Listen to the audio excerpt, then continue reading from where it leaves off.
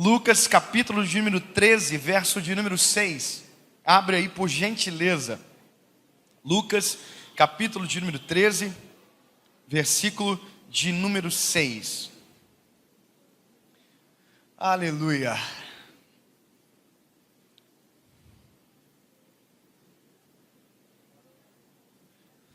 A casa de Deus é bem quietinho, é bem quietinho.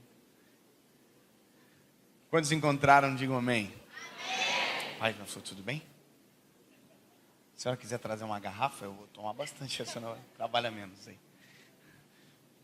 Quem encontrou diz amém. Amém. Vamos ler a palavra, o que diz. E dizia esta parábola: um certo homem tinha uma figueira plantada na sua vinha, e foi procurar fruto nela, não achando, disse ao vinhateiro: eis que há 3 anos eu venho procurar fruto nesta figueira, e não acho. Corta, porque ocupa a terra inutilmente. E respondendo ele, disse-lhe: Senhor, deixa este ano, até que eu escave e a esterque, e se der fruto, ficará, e se não, depois manda cortar. Senhor Jesus, sobre esta palavra, Pai, nós vamos caminhar esta manhã. Nós queremos ouvir a Tua doce voz neste lugar, Pai. Jesus, nós Te adoramos, o Teu nome é exaltado em nosso meio, mas a Tua palavra ela é necessária para os nossos corações, Jesus. Fala conosco esta manhã. Derrama sobre nós da Tua presença. Sabe, Jesus, move em nosso meio. Derrama sobre nós da Tua palavra, que haja entendimento, compreensão, e que possamos compreender exatamente aquilo que o Senhor deseja para nós neste lugar. Nos faz viver a melhor manhã da nossa vida, Senhor Jesus. Nós queremos a Tua voz, nós queremos a Tua presença, em nome de Jesus Cristo. Amém. Amém. Fiquei um pouco preocupado agora. Amém? Vamos embora. Pastor Leandro foi arrebatado? Alguém sabe o que aconteceu? Eu não vi, não. Há uma palavra sobre nós aqui essa manhã. Eu, em particular, eu sou apaixonado por esse texto bíblico, por essa parábola, e confesso que já faz muito tempo que não vinha à minha memória esse texto. Porém, vindo para cá essa manhã, o Senhor trouxe à memória essa palavra que durante algum tempo foi muito forte, ecoou muito forte dentro do meu coração. Só para você entender algumas coisas antes da gente partir diretamente para aquilo que é o centro do que vamos ouvir essa manhã. A gente foi incentivado dentro de uma cultura onde palavras boas são palavras extremamente difíceis de entender. Talvez você não seja desse tempo, a gente já prega para uma igreja muito nova, muito viva, mas durante muito tempo a nossa compreensão é que palavras poderosas eram palavras que deixavam a gente com muita dúvida, palavras que turbavam até mesmo o nosso coração. E eu gosto de ouvir pregação assim, eu gosto de pregação muito inteligente, não que a simplicidade não traga inteligência, mas eu gosto. Eu verdadeiramente gosto de pregações onde o pregador prega parado. Eu acho muito bonito, sabe, pastora? O pregador prega paradinho, devagarzinho. E a gente ouve assim e fica muito impressionado. Não sei se você é assim, mas o que eu gosto de ouvir não é a forma que eu prego.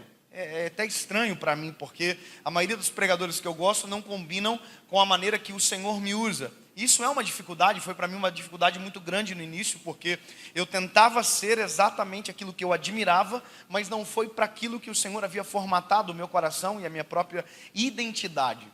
Então, ao longo do caminho, a gente acaba descobrindo que o maior trunfo de Jesus nos evangelhos era justamente a sua simplicidade no falar. Se você olha para a palavra, você não vê absolutamente nada que o confunda. Óbvio que tem coisas que nós precisamos do Espírito Santo, porque mesmo sendo taxativas as palavras de Jesus, no meio delas há revelações profundas que o Espírito Santo traz à luz. Então veja, se você lê a Bíblia sozinho, você é um estudioso. Agora, se você lê a Bíblia cheio do Espírito Santo, você tem revelações profundas e poderosas e que mudam a sua perspectiva acerca do próprio Evangelho. Eu não sei se você já teve a experiência de ler um texto bíblico um dia e não acontecer absolutamente nada, e no outro dia você lê o mesmo texto bíblico e chorar que nem criança pequena. Quem já teve uma experiência dessa? Você lê um texto e diz, olha, que legal, mas no outro dia você lê e já começa a ler chorando porque Deus está falando com você através dessa palavra. Ou seja, há uma diferença entre ler cheio e ler sem o Espírito Santo.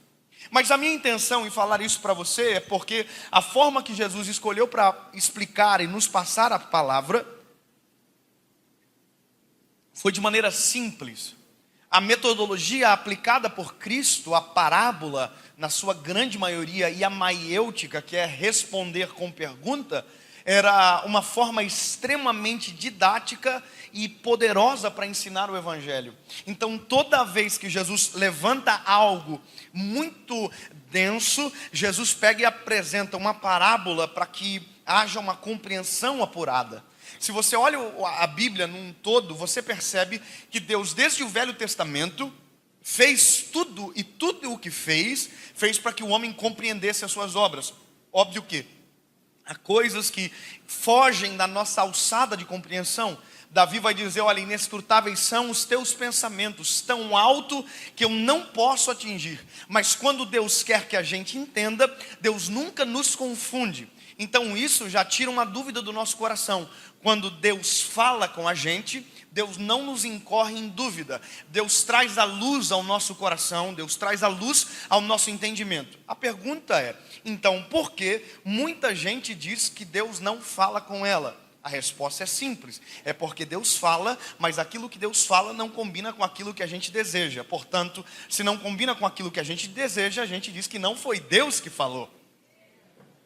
Então, essa é uma dificuldade da nossa geração. Porém, eu preciso que você saiba que toda vez que Deus falou na palavra, Deus falou para ser compreendido. Quando Deus falou, por exemplo, com Jeremias, que é um menino, a Bíblia diz que Deus, quando leva ele para a casa do oleiro, Deus não leva ele para a casa do oleiro simplesmente porque quer mostrar algo.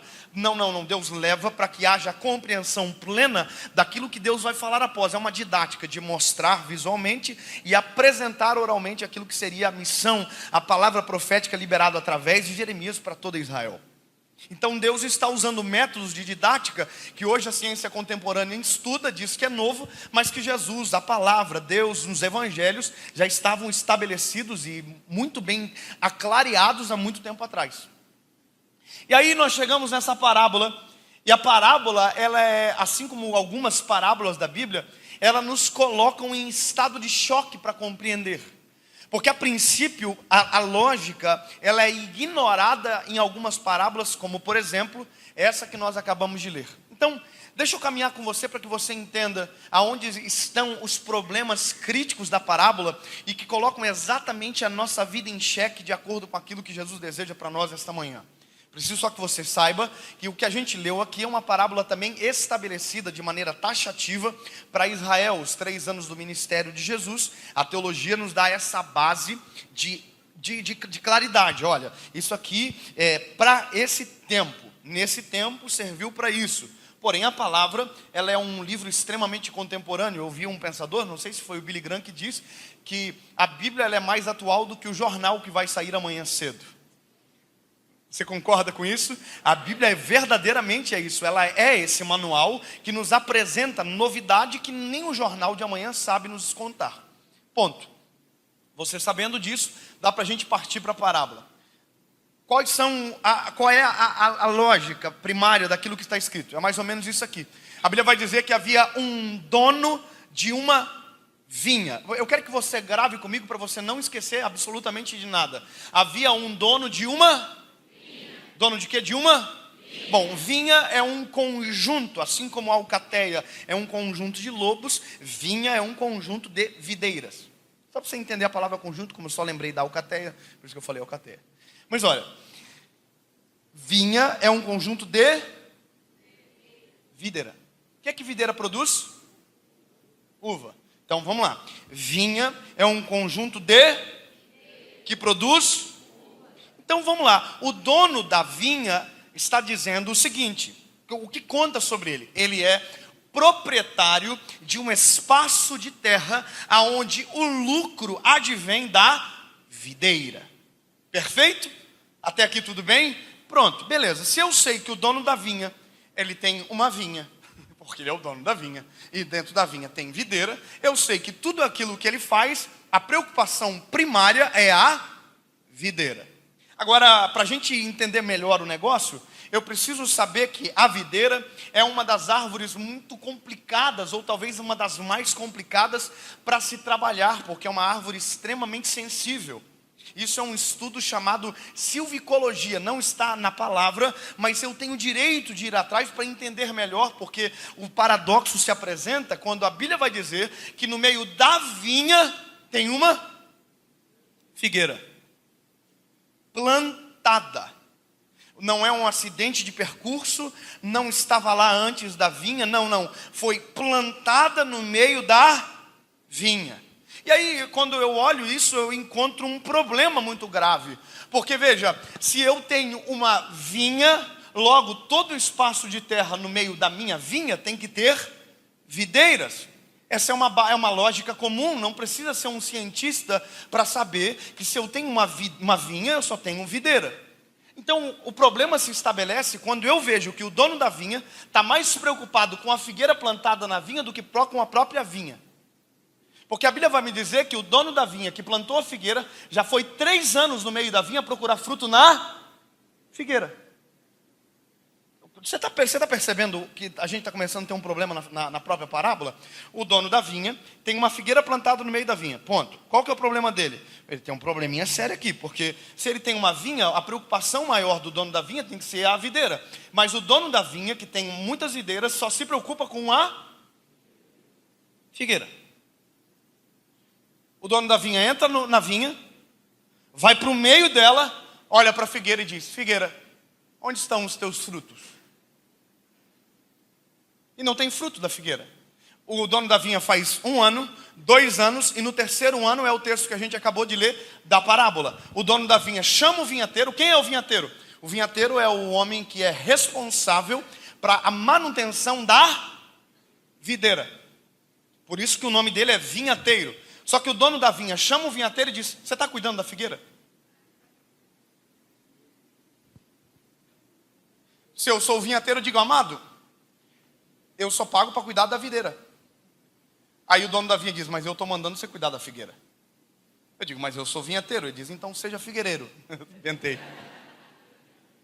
Você percebe que há muitos problemas na palavra? Há muitos conflitos que você começa a ver: uai, ele é vinhateiro, mas cuida da figueira. Ele é o dono da vinha, mas planta uma figueira. Ele tem uma vinha e tem uma figueira plantada no meio. Eu vou te contar uma coisa. Quando eu fui para o Nordeste a primeira vez que eu fui para ministrar a palavra, eu fui para Maceió. Eu me lembro que o pastor me levando de uma cidade para outra, no meio do caminho, a gente estava numa rodovia que todo o acostamento estava tomado por canavial de açúcar. E eu disse para o pastor: pastor, não tem acostamento na via? E o pastor disse: tinha acostamento. Aí os donos de canavial viram um pedaço de terra e plantaram cana. Eu falei: isso não é errado? Ele disse: é errado, mas para o dono do canavial, todo espaço de terra tem que ser plantado cana. Ele contou uma curiosidade para mim. Ele disse que no meio dos canaviais tem as casas dos agricultores que trabalham no canavial. Tem cana plantado na janela. O cara sai de casa, pisou o pé, cana. Porque todo espaço de terra é precioso para quem ofere lucro da cana de açúcar. Então, para o dono da vinha não é diferente. Se tem uma vinha, todo espaço de terra se planta videira. Talvez precisa de um pouco mais para a gente ficar mais provocado ainda. Eu vou te explicar um detalhe. Quando eu comecei a estudar sobre essa palavra, quando eu comecei a procurar ainda mais sobre isso, eu descobri claramente que a figueira é uma árvore extremamente fácil de plantar e que a videira é uma árvore extremamente difícil de plantar. Então, com essa pequena conclusão, eu já podia dizer para o dono da vinha o seguinte: dono da vinha, planta a figueira fora da vinha. Você não precisa colocar, até porque uma figueira, se você plantar de -7 a 40 graus, ela nasce. Há uma cultura que todo judeu basicamente tem uma figueira plantada no pátio, no quintal da sua casa. Então, querido, pega essa figueirinha, tira do meio da vinha e coloca exatamente no seu quintal. Aí você olha para a videira, ela é totalmente diferente da figueira. A videira -7 a 40 graus, a videira 15 a 30 graus. Ou seja, Se você precisa de espaço de terra bem cuidado para um, então coloca esse que precisa de cuidado. O que não precisa de cuidado, coloca fora da vinha. Talvez isso fique um pouco confuso para você, mas eu prometo que vai melhorar daqui a pouco. Aí a Bíblia vai dizer o seguinte, que esse dono da vinha plantou no meio. Pronto, mas eu tenho um detalhe aqui. A terra que a videira é plantada, ela tem que ser extremamente bem cuidada. Ela tem que ser muito bem arada, ela não pode ter entulho, ela não pode ter pedregulhos, porque qualquer sinal de uma terra mal cuidada, a videira não nasce. Agora, a figueira não, a figueira pode ser no meio de entulho, pode ser no meio de pedra, de barro, pode ser no meio... Só precisa respeitar uma coisa, menos 7 a 40 graus. A videira não, a videira já precisa de vento controlado. Por isso que as grandes estufas de vinha, as grandes vinhas, elas são trabalhadas com estufas para que controlem o vento, para que controlem a temperatura. Porque diferente da figueira que oscila a temperatura de maneira tão absurda, a videira não, tem que ser exatamente de 15 a 30 graus. Se esfriar demais morre, se esquentar demais também morre. Então cada vez fica mais pior a lógica do dono da vinha de pegar uma terra tão perfeita e colocar nela uma figueira. Agora, qual é o conflito de uma figueira plantada no meio da vinha? Porque para onde ela olha, tem gente melhor do que ela. Tem árvore melhor do que ela, poxa vida. Ela está plantada ali. Ela olha, videira. Videira. Videira. Videira. Videira. São melhor do que eu. Deixa que eles deem fruto. E o dono da vinha diz, eu quero que você dê fruto.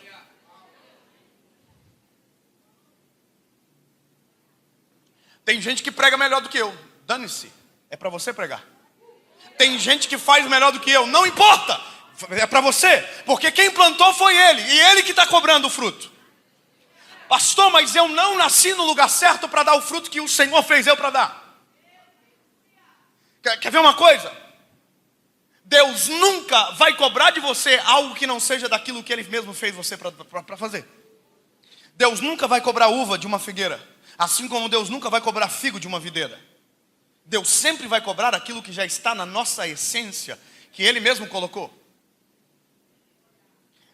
Mas o problema é o lugar aonde foi plantado. Eu sempre digo uma coisa, eu sou pastor de jovens, eu prego a palavra, mas se eu fosse analisar o lugar aonde eu fui plantado, eu ia dizer, olha, fui plantado no lugar errado para viver aquilo que eu vivo. Sabe qual seria uma casa excelente para que a minha percepção, para viver o que eu queria, que eu vivo? Meu papai, Billy Graham. Você pensou? Oi, papai. O papai disse, oi, meu filho. Quem é o papai? Billy Graham. Uau. Pegava os esboços do papai, olhava e dizia, eu vou pregar esse esboço do papai hoje. Porque tudo que eu preciso já tem, o papai já fez. Aí o Senhor pega e diz, Quem sabe o melhor lugar para plantar alguém sou eu. Quem sabe o melhor lugar para fazer acontecer sou eu. Deus pega justamente a figueira e coloca no melhor lugar possível. Por isso que pode cobrar. Aí você vai dizer, pastor, mas o melhor lugar possível não seria a casa do Billy Graham? Não. O melhor lugar possível é onde o vinhateiro foi colocado para cuidar de mim. O melhor lugar não é o terreno. O melhor lugar é onde está o vinhateiro.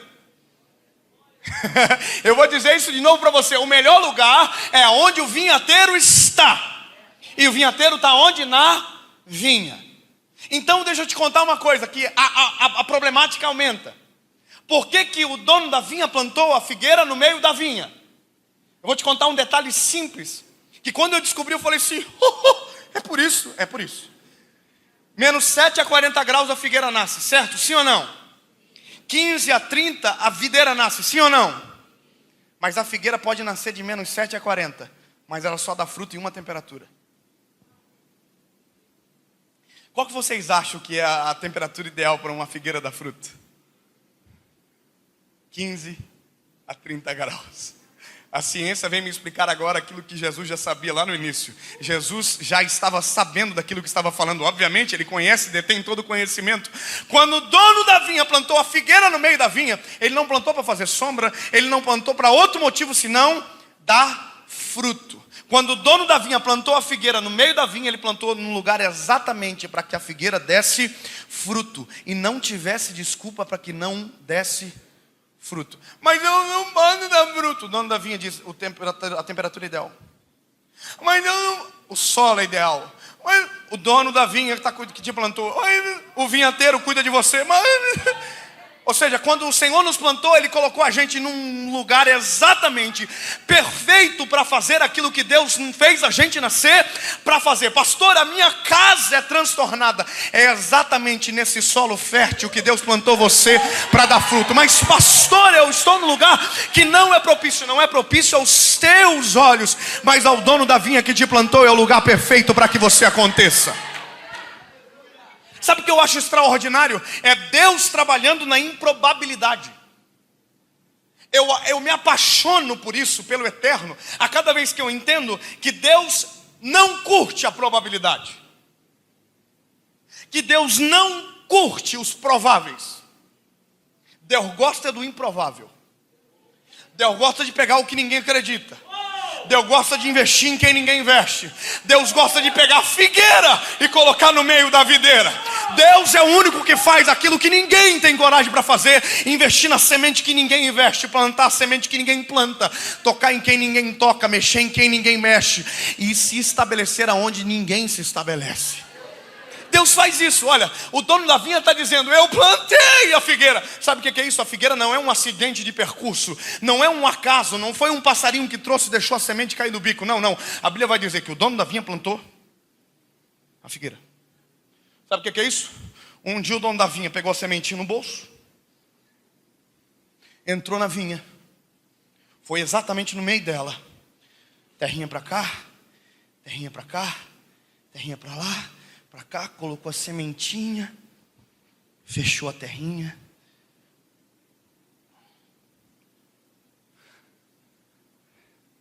E ali começava a tua história. Ali começou a minha história. O dia que eu fui plantado pelo Eterno no melhor lugar possível para viver aquilo que eu estou vivendo hoje. Sabe qual é o problema da gente? A gente se vitimiza onde é para a gente acontecer. A gente reclama, não percebe que o solo é ideal, a temperatura é ideal, o vento é perfeito, para que o nosso ministério, para que aquilo que Deus nos chamou para fazer, seja verdadeiramente a realidade da nossa história. Quer ver? Obrigado, pode chegar firme, meu amor. Vamos caminhar, vamos seguir na parábola. Aí o dono da vinha botou a figueirinha lá. A figueirinha cresceu. Quando a figueira cresceu e estava na hora de começar a dar fruto, a Bíblia vai dizer que o dono da vinha passou uma vez. Chegou na figueirinha, olhou a figueira e disse: olha, não tem fruto, mas talvez é porque é o primeiro ano. Foi embora. A Bíblia diz que ele voltou no segundo ano. Onde que ele foi? Aonde que ele foi? Ele é dono do que? Mas onde que ele está indo? Tem gente melhor para dar fruto, sim ou não? Vocês acham que tem gente que prega melhor que eu? Não me ofenda. Posso dizer o que eu acho? Com certeza. Aliás, eu tenho raiva de muita coisa assim. Porque Deus tem mensagem que Deus dá para uns amigos meus que eu digo: cara, por que não deu para mim? Eu falo assim: Jesus, olha só, prega muito melhor. Você sabe. Porque agora a questão é, se eu olho isso, se a minha perspectiva se torna na videira e não no dono da vinha, eu morro na casca. Tem muita gente que ao invés de olhar para o dono da vinha, está olhando para as videiras. Tem muita gente que ao invés de corresponder com a expectativa de Deus no seu respeito, está olhando quem está fazendo a sua volta, dizendo: não, tem gente que vai fazendo lá no meio aí, tem gente melhor do que eu para fazer. Enquanto você estiver olhando para a videira ao invés de olhar para o dono da vinha, você está com um problema na Kombi. É por isso que até agora não deu nada certo, porque o tempo inteiro você está se comparando com quem já fez, com quem veio antes, com quem está fazendo melhor. Não dá. Você imagina que a gente nasce em cenários aonde a gente nasce tem gente melhor acontecendo. E aí eu tenho que olhar para o dono da vinha e dizer: foi o Senhor que plantou? Foi, então eu vou dar fruto. Foi o Senhor que fez? Então eu vou tomar vergonha na cara e vou aceitar aquilo que o Senhor colocou eu para fazer. Se eu entendo que o lugar que Deus me plantou é ideal para fazer o fruto que Ele me fez para fazer, o negócio muda. Irmão, quando eu comecei a perceber isso na minha vida, o negócio começou a mudar. Eu comecei: opa, os sinais começaram a me mostrar. O vento é ideal, a temperatura é perfeita, o solo é ideal, o vinhateiro está cuidando de mim. Quer ver uma coisa engraçada? Quando eu tive um encontro com Jesus, eu me apaixonei pelo Eterno, fiquei apaixonado, doido de amor, coisa mais linda do mundo. E aí comecei a pregar. Mas pregava muito mal, pior do que agora. Eu nunca era convidado assim para conferência, era convidado sempre para culto. Normalmente culto. E quando era conferência era para sexta-feira, porque até domingo o pessoal conseguia esquecer da mensagem. Então e tinha pastor que falava ainda, olha, domingo é o melhor, hein? Eu cansei de ouvir dizendo que o melhor o vinho era o do final da festa. Cansei de ouvir. Aí um dia eu descobri que não tem nada a ver. Que o segredo não é a sequência do vinho, o segredo é quem serve. Vamos lá. Já parou para pensar? Não é a sequência. Se Jesus tivesse servido o primeiro, o melhor vinho seria o primeiro. Então não é a sequência, primeiro, do meio, o último, não. Se Jesus tocou no vinho, é o melhor. Então vamos lá. Escuta. Eu comecei a perceber os sinais. Comecei a perceber que foi exatamente o Senhor que plantou, que tinha gente melhor para fazer, mas a expectativa do dono da vinha estava exatamente na figueirinha. Isso é a coisa mais extraordinária do mundo, quando você começa a encontrar o teu cenário como lugar perfeito para dar fruto. A gente recebeu uma mensagem, tem uma menina lá no Pará, não sei se você já ouviu falar nela, Milena. Alguém já ouviu falar dessa menina? Vou contar a história dessa menina, da Milena. A Milena é uma menina lá do Pará. O Pará é uma cidade do Brasil. Um lugar do Brasil. É lá. É tipo o Acre, existe. Se vocês puderem não cortar essa parte aqui e não divulgar para ninguém. Eu levei um pau por ter feito uma piadinha esse dia do Acre. Deixa para lá, o Acre existe. Preciso amadurecer, gente, não precisa apontar essas coisas. Mas olha só, essa menina, a Milena estuda num colégio, porque lá existe... Não, vou parar a piada. Mas olha só, a Milena estava no colégio. E Deus falou com a Milena. A Milena, Deus deu um dom para ela. A Milena toca violão e canta. E prega a palavra do evangelho também. Deus pegou e falou para ela, Milena, leva o teu violão para o colégio. E começa a ministrar louvor no colégio. Aí a Milena falou, mas Senhor, tem gente melhor do que eu para fazer. Porque a gente, ao invés de escutar o nome da vinha, a gente sempre está olhando para as outras, para a videira. A gente não entende aquilo que Deus está fazendo. E a gente sempre está olhando, não, mas deixa que o outro faça. O outro, não. Aí a Milena falou, não, eu vou levar o violão para o colégio. Chegou no colégio e começou a cantar, no intervalo. Aí a Milena contando que ela baixou a cabeça assim, todo mundo desatento, ela começou a cantar. Olhinho fechado, dentro do coraçãozinho dela dizia, Jesus, se for verdadeiramente isso que eu nasci para fazer, se for exatamente isso que o Senhor quer que eu faça, que pelo menos alguém esteja adorando a Jesus junto comigo. Quando ela abriu os olhos, o colégio todo tinha parado. E estava olhando ela, participando da adoração junto com ela. Aí ela estava adorando o Espírito Santo esperando. Então agora prega. A menina diz, não, Senhor, eu estou cantando agora aqui. Eu vou cantar aqui. O Senhor, não, continua. O solo é perfeito. A temperatura é ideal. O vento é perfeito. E a expectativa está sobre a figueira.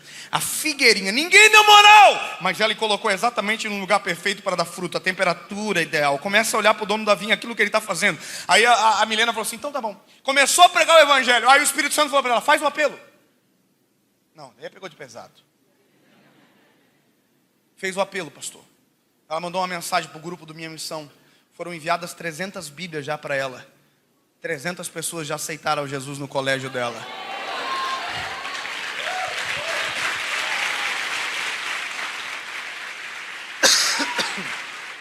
Aí, eu começo a olhar para o dono da vinha e dizer, o dono da vinha pode ser maluco que for. Pode gostar dos inapropriados, mas ele sabe plantar direito. Ele sabe onde planta, ele sabe o que faz, Eu posso não olhar para mim e dizer, não entendo. Mas quando eu olho para ele, eu digo, eu estou compreendendo agora. Eu consigo entender um pouquinho. Ele faz perfeito desde o início. Como ele plantou, ele sabe onde plantou. Como ele plantou, ele desenhou a estratégia. O problema é o seguinte, esses dias um amigo meu colocou que a gente pode escolher não fazer aquilo que Deus mandou a gente fazer. O Brunet. Levou pau até dizer chega dos irmãos. Como assim? Quer dizer que Deus não é soberano? Eles ficam bravos, né? Aí eu olho para aqui, para a figueirinha, dizendo assim, Mas se a figueira escolheu não dar fruto, mesmo estando plantado no meio da vinha, só que tem um problema. Quem não dá fruto, você não vê Deus mandando cortar o pecador. Mas Deus diz, a árvore que não dá fruto, corta e lança no fogo. Você não quer? Então dá espaço para quem está querendo. Para de atrapalhar o plantio. Começa a olhar, começa a ter vergonha na cara. Começa a aceitar o chamado que Deus deu para você. Começa a olhar para a expectativa que Deus tem ao seu respeito. Sabe qual é a maior loucura? É que Deus não só te plantou, como está criando expectativa ao seu respeito. O dono da vinha vai 3 anos consecutivos na vinha. E vai olhar na figueira. 3 anos. Olha, passa pelo meio da vinha, olha para a figueira. Passa pelo meio da vinha, olha para a figueira. Irmão, esse é o cenário. Agora, olha que interessante. Quando eu comecei a entender isso, eu comecei a viver muita experiência. Eu comecei a entender que aonde Deus me planta, Deus planta para dar resultado. Aonde Deus coloca para que aconteça. O plantio de Deus é perfeito. Eu me lembro que a primeira vez que eu fui pregar fora do país, que eu fui para os Estados Unidos, eu falei, o quê? Se eu vim para cá, irmão, é para fazer loucura. Eu sou pregador, eu não sou normal, já está constatado pela medicina da minha mãe. E então, eu me lembro que a primeira vez, pastor Leandro, a primeira vez que eu fui em Boston, a terra do papel higiênico, Boston, e eu estava lá, desculpa, isso é coisa do Marco, essas piadas ruins. Irmão, eu estava lá e eu falei, eu quero evangelizar. Eu fui para pregar, mas Deus me colocou naquele lugar, irmão. Imagina, a figueirinha ruim, que não tinha valor nenhum, Ele levou para lá. Eu falei, uai, se eu estou no lugar certo, se o vento é perfeito, eu tenho que criar vergonha na cara, eu tenho que dar fruto. E aí eu falei assim, eu quero falar que Jesus ama as pessoas em inglês, como é que fala? Aí ele falou, Jesus loves you. Eu falei, já decorei, estou pronto, pode ir embora, vamos para a faculdade. Aí ele falou, não, aprende um pouquinho mais. Você tem que falar assim, com licença, posso falar uma coisa para você? Aí você fala, Jesus ama você. Eu falei, como é que fala isso? Ele falou, excuse me, I can't tell to you 3 simple words, Jesus loves you. Eu falei, I'm ready to go. Só que, irmão, eu não falava nada em inglês, só sabia essas palavrinhas. Aí eu fui para a faculdade. Foi tão engraçado que quando eu fui para os Estados Unidos a primeira vez, que foi essa vez, eu cheguei na imigração, o cara falou assim, do you speak English? Eu falei, yes. Sabe, I feel ready, eu já estava me sentindo pronto. E o cara da imigração fez uma pergunta para mim, eu já não soube responder. Aí ele perguntou, eu falei, eu não estou pegando o que o senhor está falando. Irmão, ele pegou o microfone assim, please, translate o Portuguese here. Tipo assim, traz um tradutor que tem um mentiroso aqui dizendo que... Aí, irmão, aí pior que veio a tradutora chegou, todas as perguntas que ele fez a seguinte, eu entendi. Só que o inimigo já não olhava mais para mim, só olhava para a tradutora que dizia, não preciso mais da senhora, agora eu sei o que ele está falando. Bom, eu estava lá, aí eu fui para a faculdade. Aí eu falei, vamos filmar isso aí, eu quero ver as pessoas, como que elas reagem a essa palavra.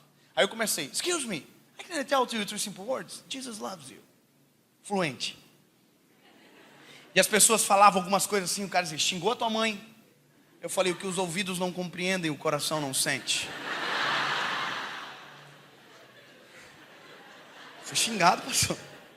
Foi xingado. Aqui me elogiou, pensei que me xingou. O cara falou, não, essa elogiou. Eu falei, então vai me explicando como que é o elogio. Aí, irmão, confusão. Chegou uma policial. A policial indiana. Mandou a gente parar tudo.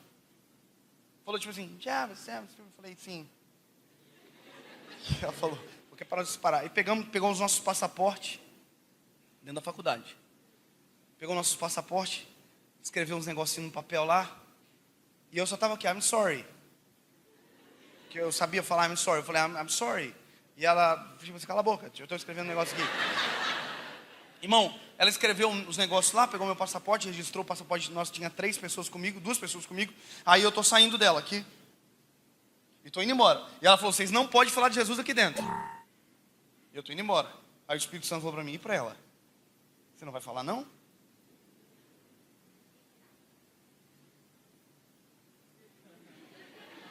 Você sabe que é exatamente nessa hora que a gente tem uma experiência com Deus extraordinária, irmão. É exatamente a hora que o Senhor olha para a figueirinha e diz assim, plantei você. Mas tem as videiras, mas eu estou olhando para a figueira. Vai, figueirinha, bora. Aí esse meu... Ei, irmão, juntei assim um que tinha de coragem, quase zero. Sabe, assim, o corpo já tinha ido, só ficou o espírito, assim, muito pouco. E eu aqui, irmão, só dei aquela meia volta aqui. Ó. Ela estava sentada na mesa assim, dei a meia lua mais longe. Falei assim, excuse me, I can't tell you 3 simple words. Mas falei vazando, falei, Jesus loves you. E vazei, irmão. Só que quando eu cheguei na rua, irmão, a mulher não correu atrás de mim. Eu pensei que ela ia correr, não correu. Quando eu cheguei na rua, eu olhei uma placa escrita one way. E eu sabia que o one way é só vai. Né? Tipo assim, eu falei, Jesus is one way. Jesus é o único caminho, não tem outro caminho. Eu falei, liga a câmera aí que eu vou fazer outro vídeo. Eu estava empolgado, irmão. Falei, poxa, eu estou aqui pela primeira vez, vamos lascar. Falei, grava aí. Jesus é o único caminho. E gravei uma pregaçãozinha ali, 10 minutinhos. Desliguei a câmera e estou indo embora. Cheguei no estacionamento da faculdade, tinha um monte de carro parado. O Espírito Santo falou assim, ó, aqui, ó. Cheio de gente que eu dei dom, capacitei e está parado no estacionamento da vida. Não acontece, não acredita, não faz aquilo que eu fiz para fazer. Aí eu falei, eita, liga a câmera de novo aí. Só que nisso o pau estava comendo pro meu lado, eu não sabia, irmão. Estava vindo viatura para prender a gente.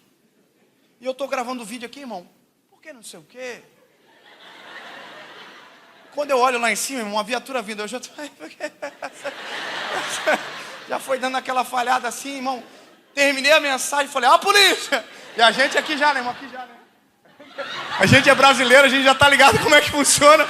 A polícia tá vindo. Irmão, concluindo.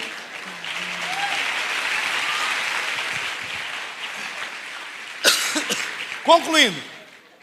A polícia chegou e o cara falou, eu falei, o que ele falou? Ele falou, vocês não podem falar de Jesus aqui dentro. Eu falei, mas a gente não está dentro.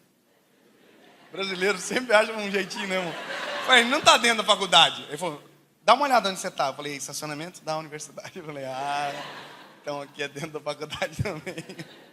Bom, só estou querendo dizer uma coisa, meu lindo. É exatamente no lugar que Deus te plantou que o fruto vai ter que aparecer. Sabe o que aconteceu? Na mesma semana, eu fui tomar um sorvete, já tinha pregado tudo, eu tinha gastado a voz, pregado em tudo quanto é lugar lá, e nós fomos tomar um sorvete, eu estava indo embora no outro dia, a missão acabou. Aí eu estou na sorveteria, eu olho um cara do caixa, o nome do cara do caixa era Gary. Lembra do Gary? Minhoquinha do Bob Esponja? Né? Gary é nome de americano, né? Aí nós chegamos, falei, hello, how are you? Aí o Gary falou, vocês estão no Brasil? Eu falei, queria gastar o inglês, eu tinha aprendido umas palavrinhas. Ele falou, você é do Brasil? Brasil. Dilma, presidente? Dilma é presidente. Na época, Dilma era nossa presidente. Lembra? Na época que o ar era estocado, as coisas e tal. E aí já começamos a falar de mal da Dilma, tal, o assunto aconteceu. Irmão, aí eu tô... Peguei o sorvete lá, você paga antes de comer. Principalmente se for brasileiro, você paga antes de comer. E eu tô saindo com o sorvetinho na mão assim. Aí eu sento no coisa e o Espírito Santo fala comigo. Eu tenho uma palavra para ele. Eu falei, para quem?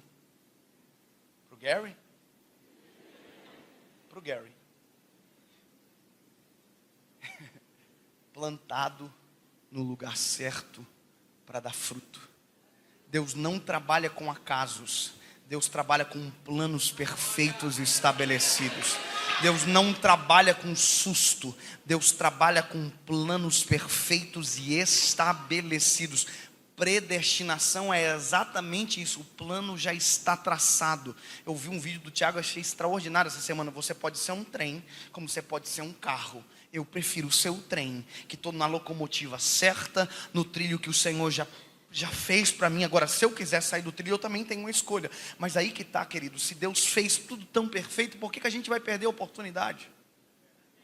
Só que eu estou assim, Jesus, já terminei, já preguei tudo, Senhor. Eu estou tomando sorvetinho aqui, deixa eu em paz. Tá louco de pregar de novo.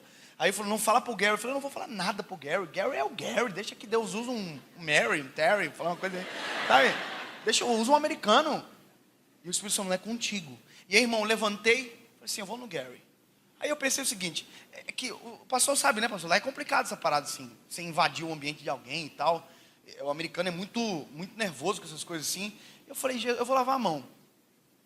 E eu mirando o Gary, era quase um sequestro potencial. Se o Gary olhasse, ele disse, esse cara vai fazer mal para mim. Eu estou aqui lavando a mão, olhando para o Gary. E a mão já estava limpa fazia tempo, e o Gary lá. Irmão, quando eu vi que o Gary estava saindo do caixa, eu fui no Gary. Falei, Gary,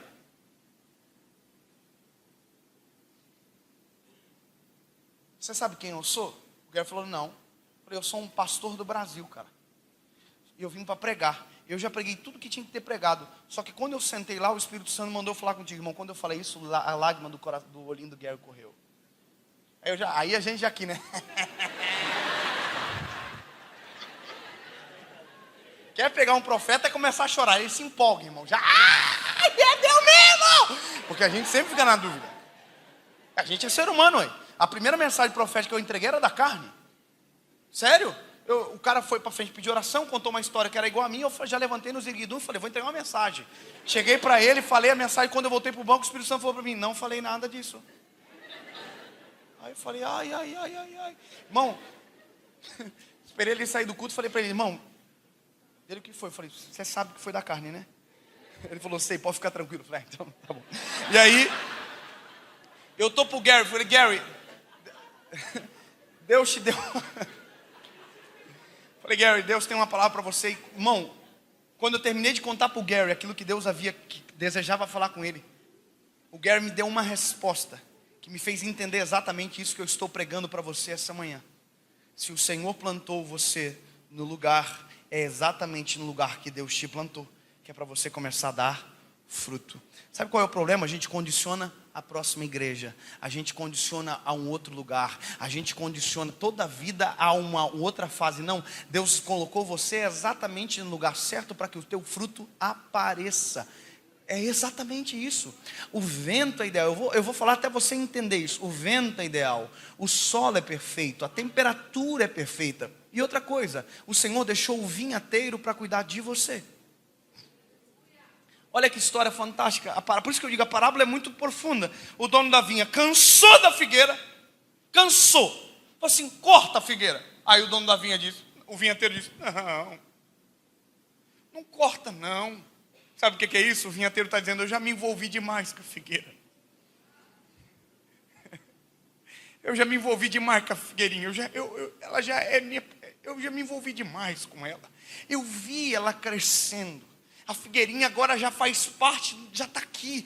Eu vou fazer o seguinte, eu vou cavar em derredor. Vou deitar esterco.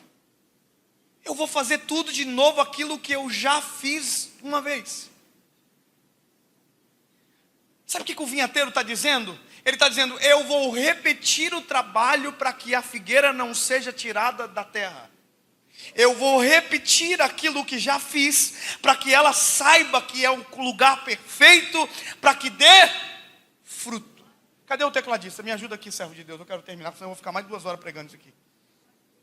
Deixa eu terminar para você entender exatamente o que é isso aqui. O vinhateiro é a segunda chance. O vinhateiro é o que simboliza essa manhã para você que está servindo a Deus há muito tempo e até hoje não entendeu o solo que Deus te plantou e até hoje não frutificou absolutamente nada. O vinhateiro é o Espírito Santo. O dono da vinha é o Eterno, é o Senhor, mas o vinhateiro é o Espírito Santo dizendo, não, eu já me envolvi demais. Não, por isso que eu digo, o Espírito Santo não é um arrepio, o Espírito Santo não é um vento, o Espírito Santo não é uma língua estranha, o Espírito Santo é uma pessoa que se envolve comigo e com você. Quando nós somos tentados a abandonar, a esquecer, é exatamente Ele que diz, não lembra, foi o Eterno que plantou você. A plantação é perfeita, o solo é ideal, está tudo perfeito para dar fruto. Aí o vinhateiro diz, não, dá mais um ano, eu vou cavar em derredor, eu vou deitar esterco. E aí o dono da vinha o vinhateiro olha para o dono da vinha e diz, e se der fruto? Se der fruto o Senhor deixa, se não der fruto o Senhor pode cortar. Sabe, quando eu comecei a servir a Jesus, uma das coisas que preocuparam o meu coração é porque o que eu recebi do Senhor foi demais para que eu merecia. O que eu recebi do Senhor foi demais para o que eu mereço. Quando o Senhor salvou você, o que você recebeu dele foi muito maior do que você merecia. Aliás, você não merecia absolutamente nada e mesmo assim Ele fez por você. Sabe de uma coisa que a gente não entende? É que aonde nós somos plantados, o sangue foi o que regou a terra. A gente só pode dar fruto porque o sangue de Jesus regou o solo onde nós estamos plantados. O Calvário gerou a saúde do tempo que a gente pode viver exatamente aquilo que Ele fez a gente para viver. Agora sabe qual é o nosso maior problema? Eu vou repetir. A gente está olhando para as videiras ao invés de olhar para o dono da vinha. A gente está olhando para os outros e não está olhando para quem nos chamou para fazer. A gente está sendo acovardado. A gente está sendo, sabe, a cada dia desestimulado a não viver os planos de Deus. Eu vou te dizer o que está acontecendo. E agora eu vou trazer uma esperança para você. Sabe o que eu estou vendo na minha geração exatamente agora? Deus está reacendendo a chama de pessoas. Não, eu vou dizer de novo. Não precisa nem dar glória a Deus. Eu só quero que você grave isso. Deus está reacendendo a chama de pessoas. Nós nunca vimos nesse tempo, como estamos vendo agora, tantas pessoas querendo servir a Jesus. E não servir a Jesus, não somente, não. Querendo ser relevantes naquilo que fazem. Sabe quais são as palavras que têm agradado tanto o meu coração? E eu vi nesses dias. É ver adolescentes de 13, 14 anos que me procuram no final do culto e dizem: pastor David, eu quero ser um pregador um dia igual o senhor é hoje. Oh, aleluia.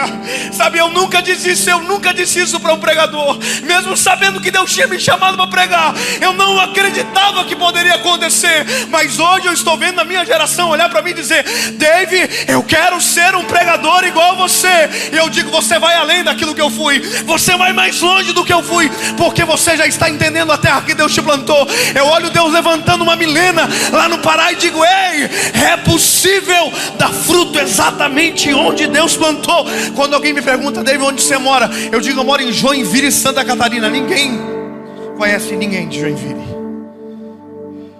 mas foi o solo onde Deus plantou. Se foi o Senhor que plantou, o fruto será percebido. Se foi aonde o Senhor plantou, o fruto será notório, será encontrado.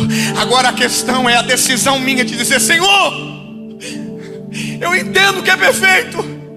Eu entendo que não tem a ver com pessoas que são muito melhores do que eu. Tem a ver com você que é perfeito em tudo que faz.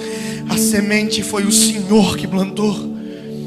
E deixa eu melhorar para você. Deus não chamou para esse tempo só pregadores.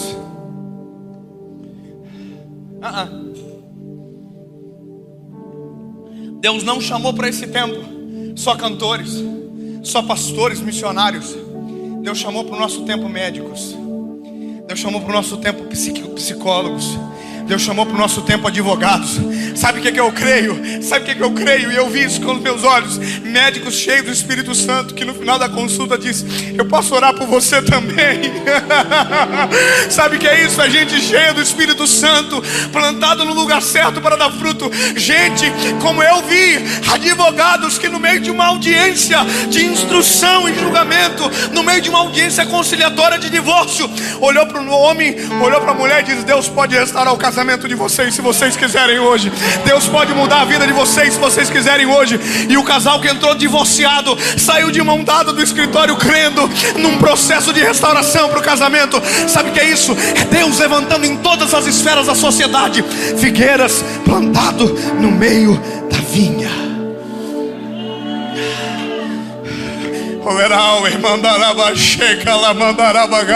Imagina arquitetos produzindo, projetando grandes casas, olhando para os donos da construção e dizendo: sabe o que é melhor do que uma casa grande? É um lar saudável. Gente dando fruto em todas as áreas da sociedade, gente dando fruto nas empresas, gente dando fruto em todos os lugares. A coisa mais extraordinária da vida é ver gente bem resolvida frutificando. Deixa eu contar uma coisa, irmão. Tem gente melhor do que você. Olha para quem está perto de você, dá um choque de realidade nela aí. Porque tem gente melhor do que você. Olha para diga: você não é uma videira, você é uma figueira. Tinha gente melhor. Não, você vai até o final, irmão. Ô Marco, olha para ele também aí, pro irmão que está do teu lado aí. Não deixa ele. Isso, olha para ele. Fala aí também. Tem que comprar todo mundo junto. Olha aí. Diga: tem gente melhor do que você, irmão. Tem gente mais eficiente que você. Tem gente mais inteligente que você. Mas vai entender. Deus escolheu a figueira ao invés da videira. É que é ruim ouvir isso. Fala de novo: tem gente mais inteligente que você, mais capaz. Mas Deus não te escolheu pela tua capacidade. Deus não te escolheu pela tua inteligência. Deus te escolheu porque Ele é o dono da vinha e Ele planta o que Ele quiser na vinha. O dono da vinha plantou expectativa e está esperando colher aquilo que fez você para fazer. Quem aqui deseja ser médico? Levanta a mão. Um dia eu estava dentro de um colégio, dando uma palestra, eu disse: quem quer ser médico? Levanta a mão. Teve uns 10 que levantou a mão. Eu falei: vocês sabem onde que tem curso de medicina na cidade? Aí disseram: não sei não. Eu falei: então vocês não foram chamados para ser médico. Posso dar um conselho para vocês? Quer ser médico? Sejam os melhores alunos do ensino médio agora. Sejam os melhores. Não se contentem com nota baixa. Mas pastor, eu sou a figueira. Pois é, meu lindo. Mas se você tem que começar a se olhar, não como figueira, mas como semente plantada pelo dono da vinha. Começa a olhar de maneira de perspectiva diferente. Foi o Senhor que te plantou. Ah, mas eu estudei em colégio público a vida inteira. Eu estava no Rio de Janeiro agora aqui, lá no Rio, no centro, falando com um menino, criado na favela do Cruzeiro. Todos os concursos que o menino faz, ele passa. Passou no concurso do ITA, passou no concurso de tudo quanto é concurso difícil. Tudo. Estudou a vida inteira em colégio particular. Os pais, o pai abandonou e a mãe abandonou. Foi criado na casa da avó. Mas pastor, tem gente muito melhor do que ele que não passou. Pois é, essa é a questão da figueira. Aquilo que para ele, na nossa perspectiva, seria o fracasso, Deus fez ser o maior motivador da história dele. Deus pegou o solo que para nós parecia ser imperfeito e diz: não, é exatamente aqui que você vai dar fruto. Hoje toda a família está aceitando a Jesus por conta da superação dele. Você quer ser um advogado? Você quer ser um médico? Você quer ser um pastor? Então deixa eu te contar uma coisa, meu lindo. Valoriza o lugar aonde Deus te plantou. Valoriza aonde o Senhor colocou os teus pés e firmou você.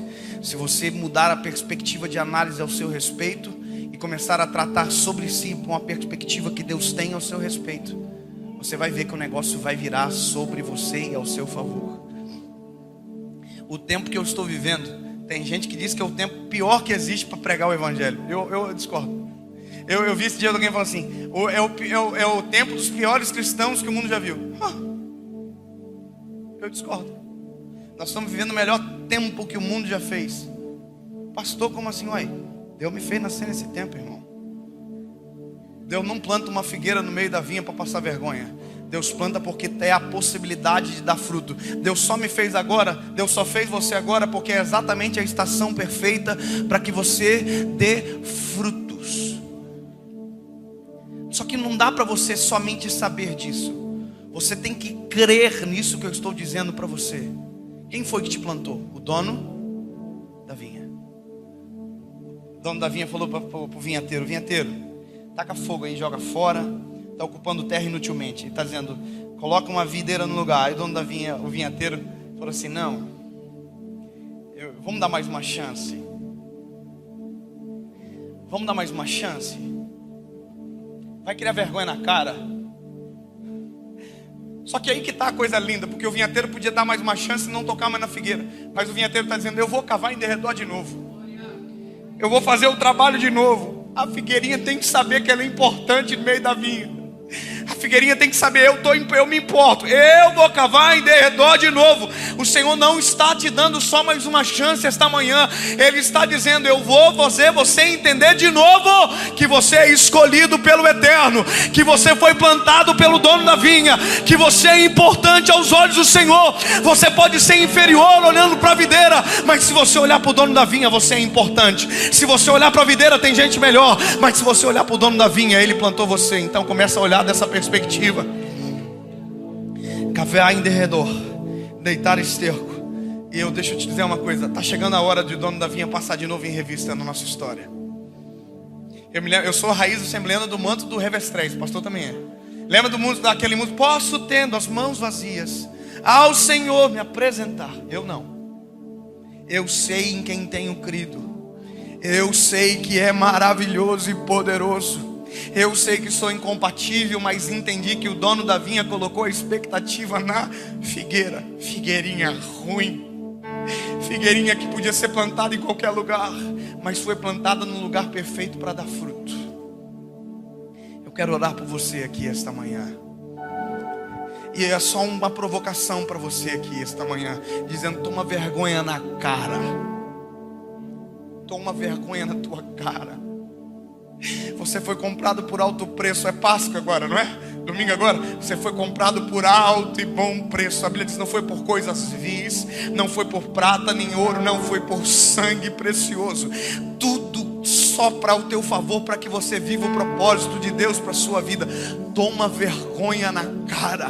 Para de ser mimimi, para de reclamar, para de colocar defeito no solo que Deus te plantou, para de colocar defeito aonde você está, e começa a viver o projeto de Deus para a sua vida. Para de reclamar, para de colocar desculpa, para de colocar coisa contra. Ei, sabe de uma coisa que aconteceu comigo essa semana agora, 2 semanas atrás, ou 3, não sei. Eu estava no Acre também, e eu estou dentro do hotel. Olha que doideira. Eu estou dentro do hotel e eu comecei a pregar inglês. Lá atrás eu não falava inglês. Eu comecei a pregar inglês dentro do quarto, sozinho. O Marco já tinha ido para a igreja. E eu comecei a pregar inglês e comecei a sentir uma presença de Deus. Comecei brincando e ficou sério. E eu vi uma multidão na frente me ouvindo. E eu falava inglês, só que chegou um momento, porque eu nunca estudei inglês, que as palavras começaram a falhar. E eu me lembro que, mediante aquela igreja que eu via dentro do quarto, lá no Acre, eu disse assim: me perdoa porque eu nunca estudei inglês, mas eu prometo que eu vou voltar para o Brasil, e eu vou me esforçar, e eu vou aprender inglês, e eu vou melhorar, e eu vou pregar para vocês com fluência, porque o evangelho que Deus me deu é muito bom para ficar escondido. E aí o Espírito Santo falou no meu coração: eu não te dei uma língua, eu te dei uma mensagem, corra atrás da língua. Aí eu cheguei nos Estados Unidos.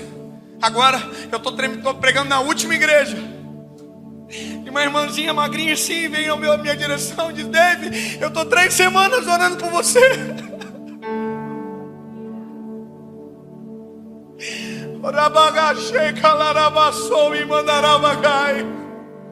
Eu estou 3 semanas orando por você,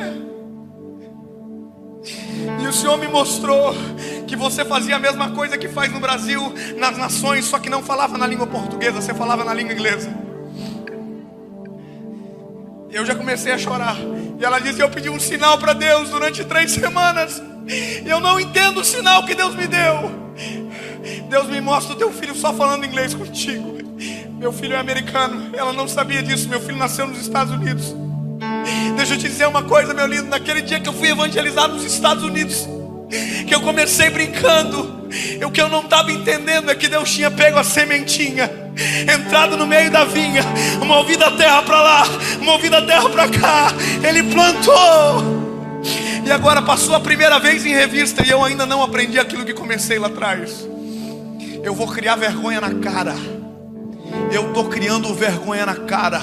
O Senhor plantou no lugar certo para dar fruto. Pastor, você é do Brasil.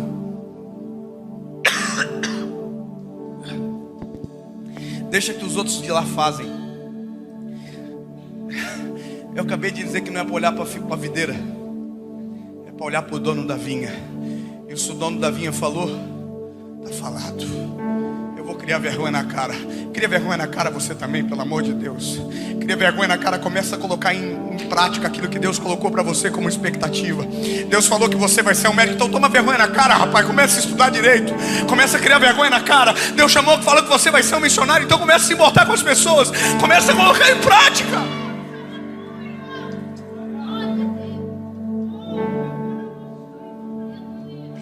Leva a sério.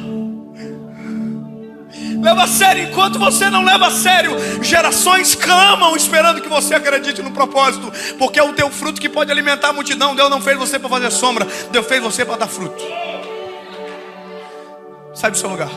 Se você sabe que é para você essa provocação essa manhã, sai do seu lugar e vem para frente. Se você sabe que é para você, toma vergonha na cara.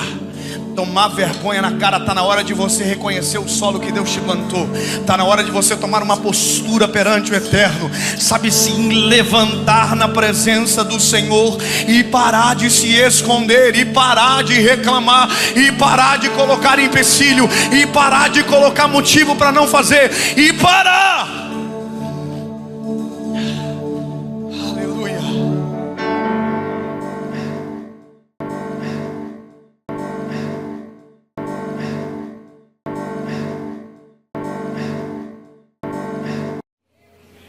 Evangelho de Jesus, conforme escreveu Mateus, capítulo de número 14, verso de número 13, por favor. Deus havia me dado essa palavra algumas semanas atrás. Eu quero compartilhar com você hoje aqui neste lugar. Mateus capítulo 14, verso 13. Vamos aprender um pouco sobre Jesus e a forma que Ele lida com as circunstâncias da vida.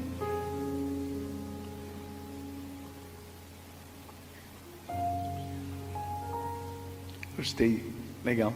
Tempo de criar algo novo. Uau, gostei. Mateus capítulo 14, verso 13. Vamos ler? Ouvindo o que havia ocorrido, Jesus retirou-se de barco em particular para um lugar deserto. Ponto. Você entendeu o que é isso? Ponto. Vou ler de novo. Ouvindo o que havia ocorrido, eu vou dizer o que aconteceu. João Batista havia morrido, tinha sido assassinado pelas mãos de Herodes. Ok? Então, quando Jesus, ouvindo o que havia ocorrido, Jesus retirou-se de barco, em particular para um lugar deserto. As multidões, ao ouvirem falar disso, saíram das cidades e o seguiram a pé. Feche os seus olhos. Pai, nós queremos aprender de Ti, sobre Ti, Jesus. Fala conosco neste lugar. Derrama sobre nós a Tua presença, do Teu Espírito Santo, e que possamos compreender, Senhor, a forma correta de lidar com a vida e como a vida é. Jesus, por favor.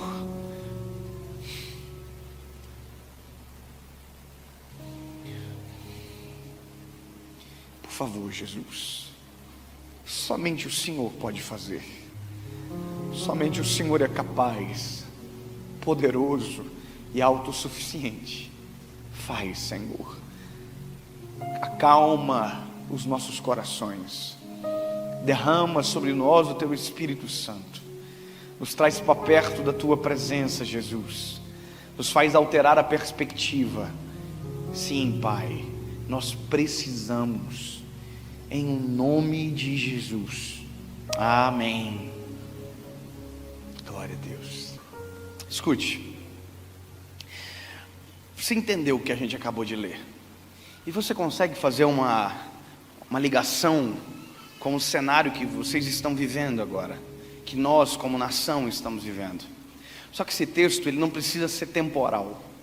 Se não tivesse acontecido o que aconteceu alguns dias atrás, ele poderia ser pregado igual. Porque por mais que ele esteja correlacionado com um fato, ele também está correlacionado com a nossa vida. Ele também está associado a uma realidade comum, a nossa realidade, como ser humano. Porque nós precisamos aprender a lidar com a vida, com as crises da nossa história. E ninguém está imune de viver algo ruim, ou um dia mau. Sabe, não existe pessoas liberadas de o dia mau, da chuva, do sol. Todos nós estamos suscetíveis à realidade da vida. E eu não sei se você já ouviu isso, mas quando eu era menino, a minha mãe dizia muito que a vida não é um mar de rosas. Você já ouviu essa frase? E sabe, é verdade. A vida não é um mar de rosas, nem para mim, nem para você, nem para o bispo, nem para o mais crente ou para o mais desviado. A vida é igual para todos. A vida é a vida. Eu amo a Jesus, sou apaixonado por Ele, tenho um ministério, dedico toda a minha história a Ele, mas já sofri um capotamento, perdemos uma gestação agora. Ou seja, amar Jesus não me exime dos reflexos de uma vida.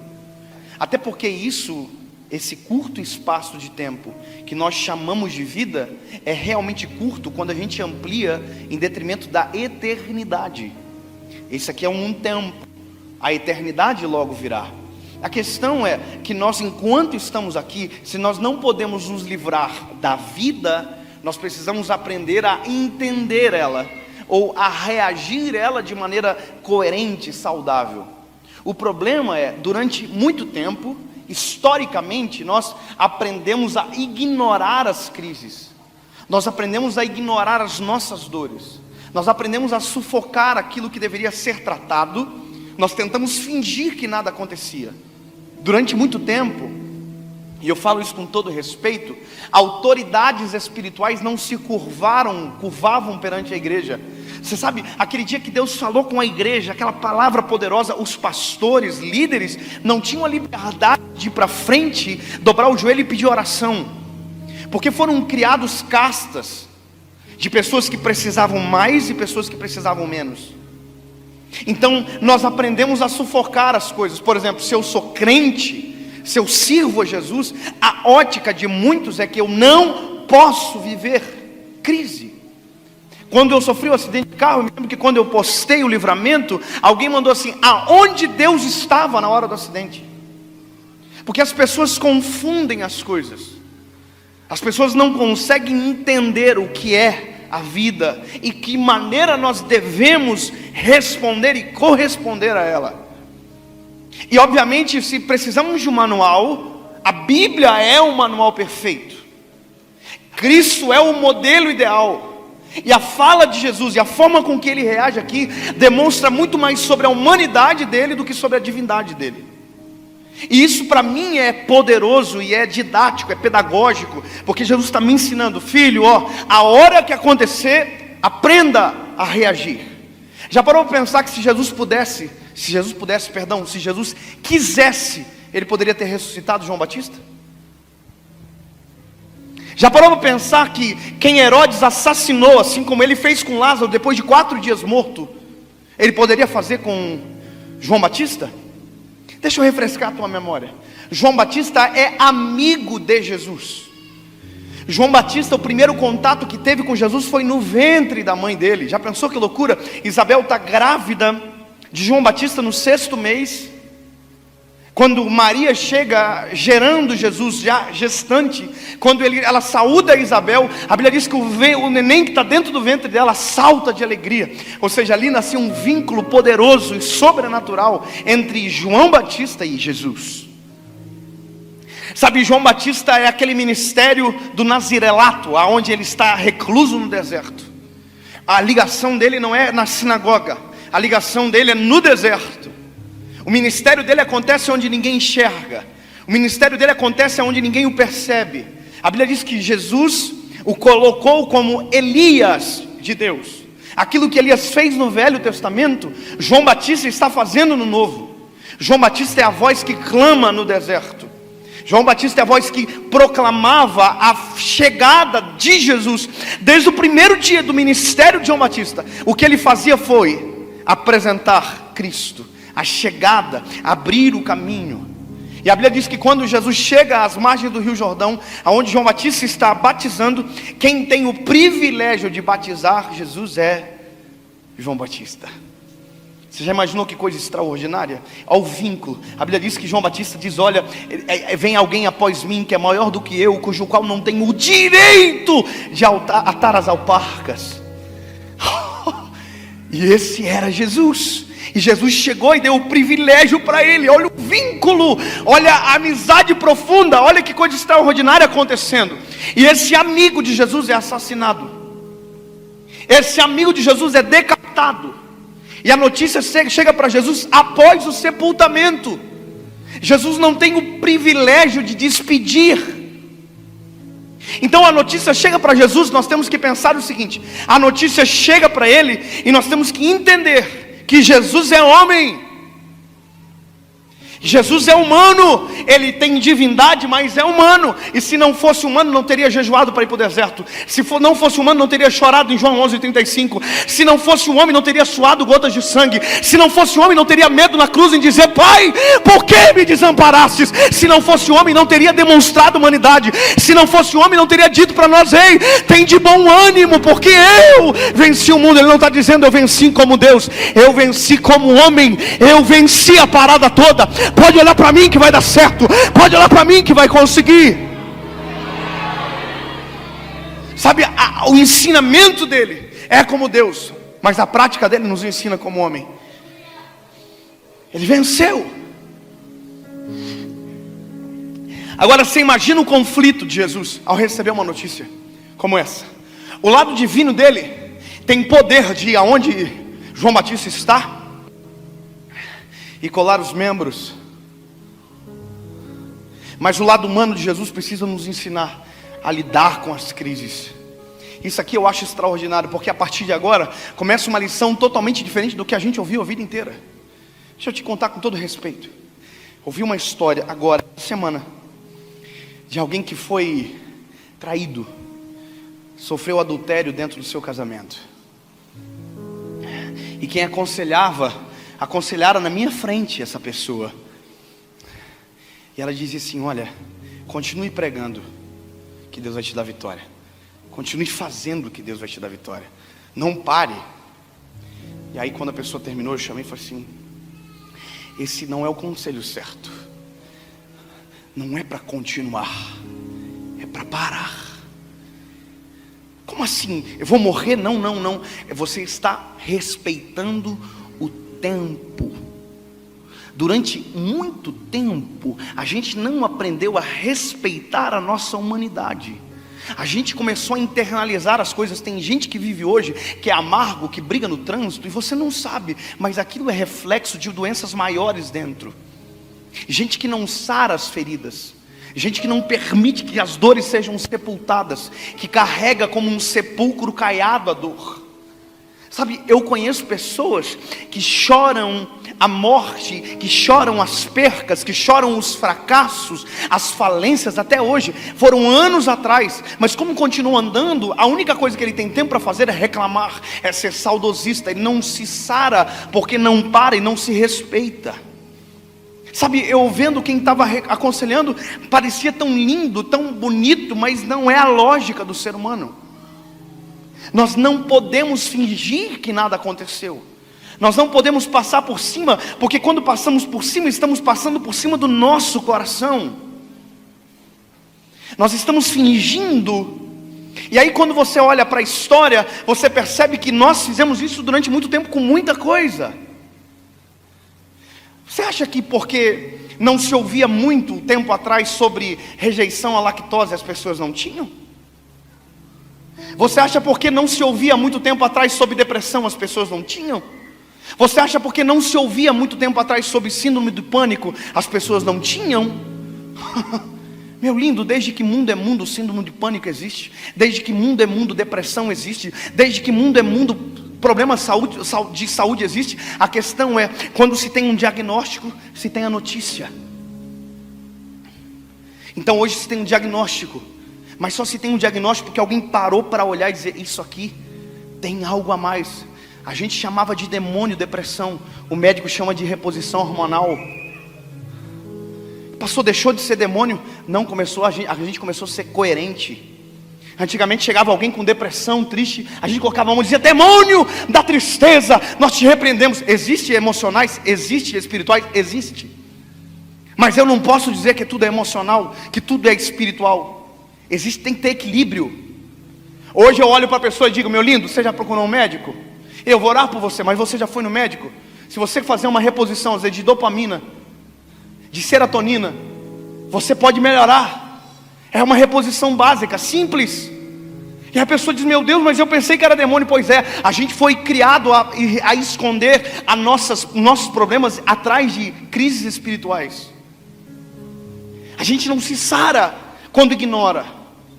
A gente não se sara quando se menospreza. Hoje, no mês de outubro, milhões de mulheres estão deixando de morrer em dias seguintes, simplesmente porque estão indo na frente do espelho, colocando a mão, se tocando para ver se não tem algo. Porque prevenção evita de doenças futuras. Tudo que é tratado no começo, tudo que é olhado com respeito no começo, me livra de problemas maiores no futuro.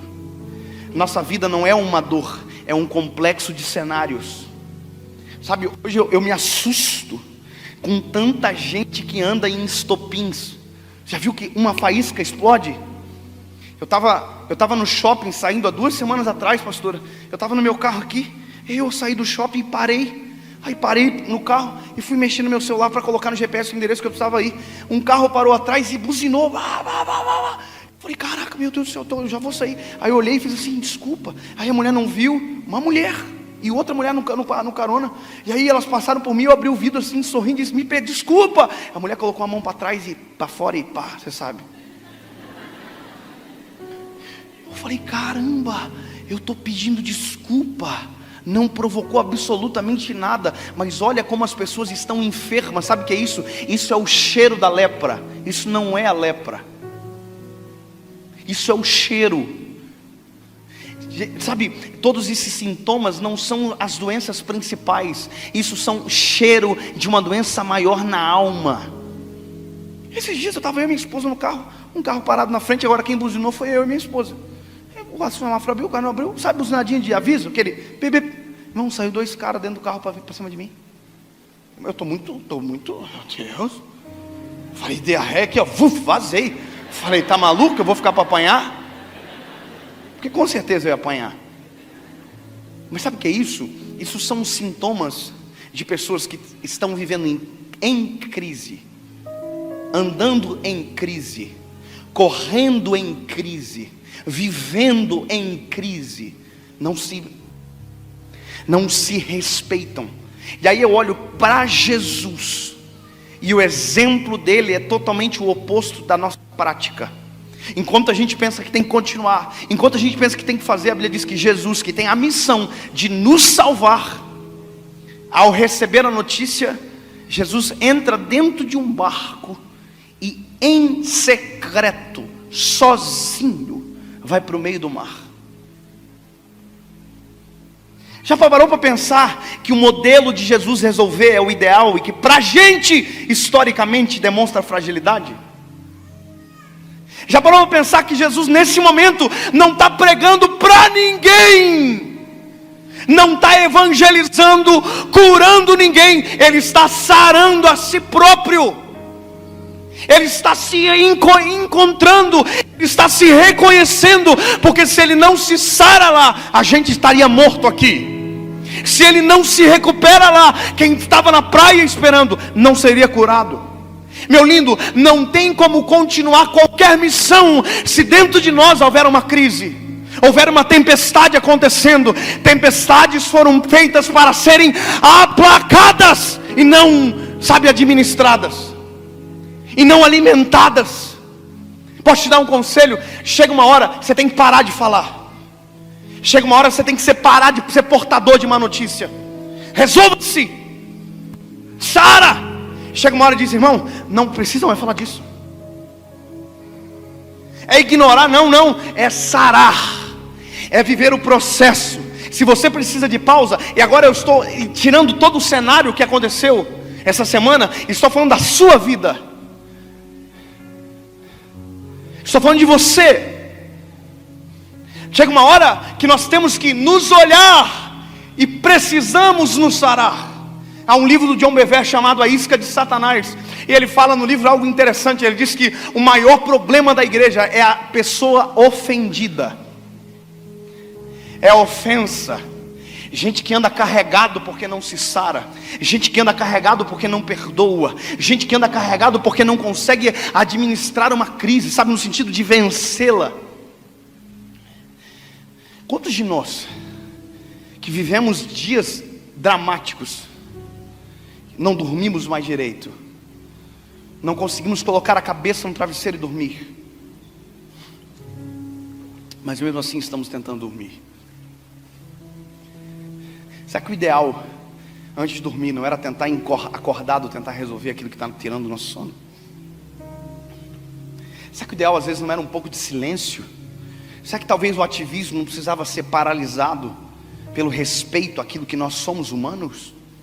Vou te dizer uma coisa, eu sou pastor, eu tenho 28 anos de idade, eu sou casado há 8 anos com a mesma mulher, eu tenho um filho, o nome dele é João, e volta e meia eu preciso dar uma pausa em áreas da minha vida para resolver problemas que na frente poderiam ser maiores. Eu e minha esposa, a gente é humano, a gente é lindo no Instagram, é bonitinho, porque a gente nunca vai postar a nossa briga, a gente só vai postar quando a gente faz as pazes. Mas deixa eu te dizer uma coisa, a gente tem crise. Sabe o dia da mulher? No dia da mulher a gente brigou. Olha que engraçado. Tivemos um conflito. À noite, eu fui deitar, estava no quarto de visita, deitado, mexendo no celular. Pensei o seguinte, sabe uma coisa? Se eu ficar aqui, eu estou abrindo uma brecha para que aquilo que começou pequeno, amanhã seja ainda maior. Pausar para resolver as pequenas crises, os pequenos conflitos. Nada começa grande, as coisas começam pequena. Eu voltei para o meu quarto, deitei no ladinho dela, meu filho estava no nosso meio, peguei o meu pé assim, ó. Aqui, ó. Encostei nela. Ela olhou para mim assim, abriu um olhinho, olhou para mim, fechou. No outro dia eu ia viajar, tinha uma carta dela na minha Bíblia e tinha uma carta para ela também.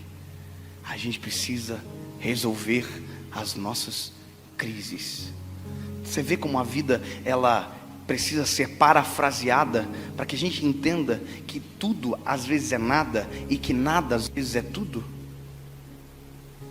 Que às vezes a gente está reclamando das coisas grandes, mas a grande tempestade dentro da nossa vida são verdadeiramente pelas coisas pequenas que não foram saradas, que não foram resolvidas, que não foram respeitadas. Sabe, eu só vim te dizer uma coisa aqui neste lugar: respeite o tempo, respeite a tua história, respeite as crises, resolva-se, sare, sepulte a dor. Porque senão vai passar anos, vai passar a sua história. E lembra, eu estou desconectado de uma realidade que aconteceu agora. Eu estou falando da sua vida como um todo. Você precisa sarar. Sabe, você precisa demonstrar fragilidade. Como eu dizia aqui, olha, a gente como é pastor, a gente não pode vir para frente às vezes. Você porque pensa que é crente, não precisa, sabe, não, pelo contrário. Nós temos algo maravilhoso, que é o poder de ser consolado no lugar certo, de ser sarado no lugar certo. Sabe, nós temos a habilidade, se quisermos, de nos reconhecer e encontrar a fragilidade que foi quebrada e que precisa ser restaurada. Eu acho maravilhoso porque Jesus, veja, olha a pompa de todo mundo em volta dele. Ele é o Salvador, ele é o Messias. Milhões de pessoas o seguiam, e de repente esse homem que é seguido por milhões abandona. É estranho, mas é a realidade. Ele abandona. Os discípulos não estão no barco, a multidão não está no barco. A única coisa que está no barco é ele e o luto dele. É ele, a crise dele. E aí eu quero te dizer uma coisa: eu não sei o que aconteceu no barco. Ninguém sabe o que aconteceu no barco, porque o que foi resolvido não foi feito para ser proclamado. O que aconteceu no secreto dele não foi contado para ninguém. Eu só sei que houve um secreto para que aquilo que estava doendo fosse sarado. Houve. Eu só posso imaginar o que aconteceu. Baseado na própria palavra, baseado na experiência de Jesus e como ele age, eu posso dizer, Jesus deve ter chorado durante muito tempo. Provavelmente a crise de Jesus, provavelmente, eu estou dizendo do ponto de vista meu, era assim: eu saber que eu posso ressuscitar, mas se eu ressuscitar, eu estou ferindo um princípio de supremacia de uma vontade maior. E essa lição a gente não poderia dar hoje, porque veja, há poder nele, mas agora não há poder nenhum. Só um homem de luto dentro do barco. Só um homem que não está pregando, que está dentro do barco. Você imagina que enquanto Jesus está tentando se resolver, tem uma multidão seguindo ele pela praia. Eu não sei se Jesus olhava para a praia da onde ele estava, mas a multidão provavelmente olhava para ele da onde ele estava. Às vezes há uma insensibilidade por parte das pessoas que nos exigem que a gente não pare, que a gente continue, que a gente finja que não está acontecendo. Você já imaginou que Jesus está se resolvendo e tem uma multidão na praia dizendo provavelmente: vem logo, Vem logo, nós temos os nossos problemas. Deixa eu te dizer uma coisa, meu lindo. Eu tenho uma vida, eu sou um ser humano. Eu não posso interferir na vida de alguém enquanto dentro da minha história estiver em luto. Eu não tenho como sarar alguém enquanto tiver uma ferida aberta dentro de mim. Você tem que aprender, não adianta tentar ser bálsamo para alguém enquanto o bálsamo não atinge você. Não tem como. Eu demorei para aprender isso. Eu demorei para aprender a me identificar. Sabe? Mas quando você olha para isso aqui, isso é libertador. Sabia, Tadeu, que se eu quiser eu posso cancelar uma agenda? Se eu quiser eu posso. Se eu estiver precisando resolver a minha casa, eu vou parar. Porque a missão é importante. Mas se eu não estiver vivo, a missão acaba. Se eu não estiver bem, a missão acaba. Você imagina eu hoje vim pregar para você arrebentado. Você imagina hoje eu tentar falar alguma coisa para você em prantos. Você ia dizer, eu cheguei ruim, saí pior. Porque doentes não saram doentes. Leprosos não saram leprosos. Porque ao mesmo tempo que sara, contagia. Curados têm capacidade para curar. Libertos têm capacidade para libertar. Perdoados têm capacidade para perdoar. Livres têm capacidade para liberar. Porque é isso que nós precisamos entender. Jesus pausa. E olha que coisa maravilhosa. Jesus pausa. Ponto. O ponto está dizendo, acabou aqui. Encerrou a sentença. Não é mas, não é porém. Não, ponto. Não tem um verbo de não, acabou. Sabe, não há um hiato no meio de ligação, não, é um ponto. Jesus foi para o meio do mar, no secreto, ponto. E o resto, ponto. Não há conexão da primeira fala com a segunda fala, é ponto. A segunda fala é um início, não é uma continuação.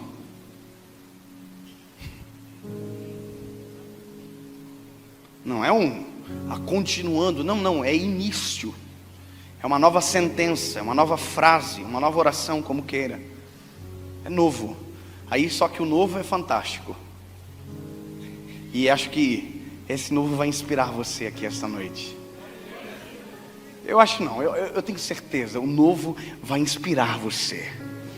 Eu não sei como está o seu coração em relação à sua história, em relação ao caos que aconteceu, em relação à sua vida, em relação à sua trajetória. Mas eu só vim te dizer uma coisa, se você precisa pausar, pausa agora. Para. Você precisa chorar, tranque a porta do quarto, chora, respeita você. Sabe, se você precisar não falar com ninguém durante 10 dias, não fale com ninguém. Mas esteja acompanhado de quem consola você, de quem transforma você. Sabe, não se isole dele. Se você precisar se isolar de mim, se isole de mim, se isole de alguém. Mas dele você não pode se isolar. Mas permita-se sarar. Ponto. Entendeu? Ei, ponto. Quando acabar, acabou. Ponto. Pastor, não dá para apagar da memória. Não dá para apagar da memória, mas dá para passar por ela sem doer. É possível. É um exercício, mas é possível. É possível crer na novidade de Deus. É possível crer na soberania do Senhor. É possível crer que se está curado, acabou. É possível crer que se está sepultado dentro do meu coração, a dor acabou. É possível. E quando acabar, ponto, começa a missão. Começa a viver. Olha para quem está do seu lado e quando acabar, olha para ele, coloca, por favor, diga, quando acabar, se tem algo para acabar, começa a viver. Para de só existir. para de sobreviver, começa a viver. Perdoa hoje, para ser perdoado amanhã. Começa a se liberar, começa a se perdoar, começa a se sarar, começa a se libertar da prisão. Ei, Jesus está voltando para a praia. Jesus está voltando para a praia.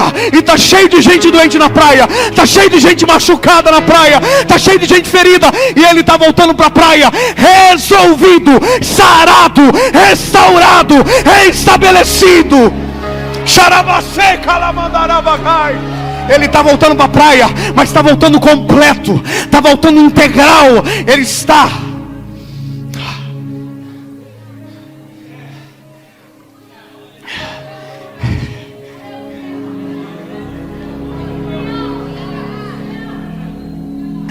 Jesus chega na praia, e a Bíblia diz que Ele é movido de íntima compaixão. Ele vai fazer pelas pessoas aquilo que Ele não pôde fazer por João Batista. Mas só para você lembrar, a crise acabou no meio do mar. Ponto. Não se trata mais do que passou, se trata daquilo que é novo. Se trata daquilo que vai acontecer a partir de agora. Se trata daquilo que vai acontecer depois de você tiver sarado. Se trata daquilo que acontece após o luto. Jesus está na praia, está todo mundo doente. A Bíblia diz: Jesus, movido de íntima compaixão, curou todos que estavam enfermos. Você sabe o que é isso? É uma das primeiras vezes que a Bíblia diz que Jesus curou todos que estavam enfermos. Sabe o que é interessante? Isso demandou tanto tempo. Não há nenhuma pregação, é cura. É Jesus tocando em pessoas e pessoas sendo curadas. É Jesus tocando em pessoas e pessoas sendo libertas. Não há um sermão, é só Jesus liberando cura, é só Jesus liberando algo novo, porque Ele estava livre, Ele estava sarado. Não há uma pregação estranha, extravagante, não. É Jesus tocando e a cura acontecendo. Jesus tocando e o leproso sendo sarado. Jesus tocando e o paralítico andando. Jesus tocando e o cego vendo. Jesus tocando e o surdo ouvindo. Jesus estava fazendo, e a Bíblia vai dizer que chegou uma hora que a noite caiu. E aí Jesus foi interpelado por um discípulo dizendo: despede a multidão, para que eles vão e no caminho entre nas cidades e possam se alimentar. Aí Jesus diz: não, estou bem resolvido. Eu estou sarado, eu tenho tempo. Eu não vou mandar ninguém embora com fome. Só passa fome quem anda com gente mal sarado, que não está curado. Não, comigo vai ser alimentado. Busca o que tem.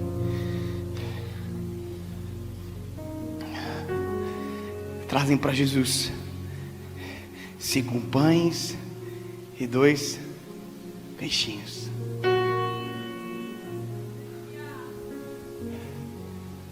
Oh, aleluia, Tu és santo.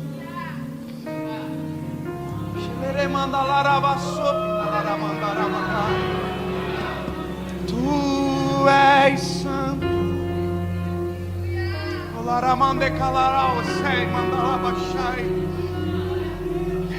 Quem estava curado agora seria alimentado. Oh, aleluia. Há uma canção que diz: quem poderia imaginar que o menino iria ajudar a alimentar uma multidão. Você já ouviu essa canção? O que ninguém sabia é que quem estava alimentando naquele momento é alguém que tinha sido reestabelecido há pouco tempo atrás. Jesus é o autor do milagre, mas porque antes viveu um processo individual de restauração. Eu quero dizer para você, essa noite, quem vai viver o milagre é você. É você que está aqui. É para você. Às vezes a gente vem para o culto e diz: ai, como eu queria que o fulano estivesse aqui. Ei, eu trouxe você. É para você. É para a sua história, é para a tua vida, é para você. Jesus.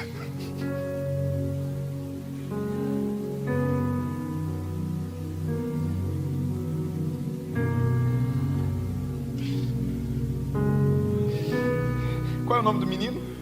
Caio. O Caio já está na eternidade. É para você que está aqui agora.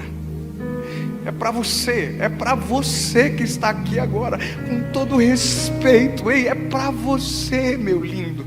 É você que está aqui. É você que está me ouvindo. É para você.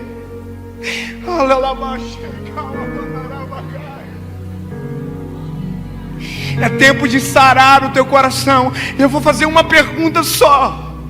Se você precisa resolver o seu coração, se há crises dentro de você que tem te atormentado, que tem impedido você de continuar a viver, de começar a viver, aonde você estiver, sai do seu lugar e vem para frente. Eu quero orar por você agora. Vem.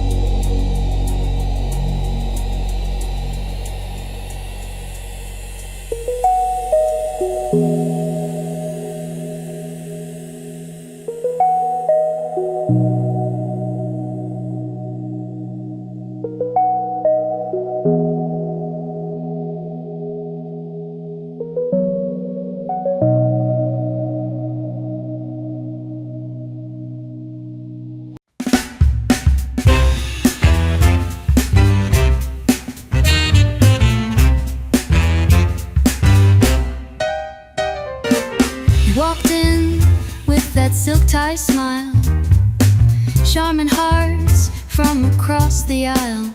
You said I'm just here for the ride, but your eyes were begging for sugar on the side. Sugar on the side, just a little taste, no to rush, no need to waste. You stir me up with that sweet reply.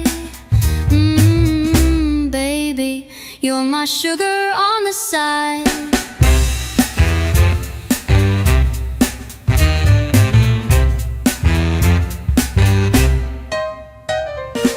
We don't talk in black and white, just jazzy colors in candlelight. You don't play fair, but I don't mind, long as I get that sugar on the side. Sugar on the side, just a little taste. No need to rush, no need to waste. You stir me up with that sweet reply. Baby, you're my sugar on the side.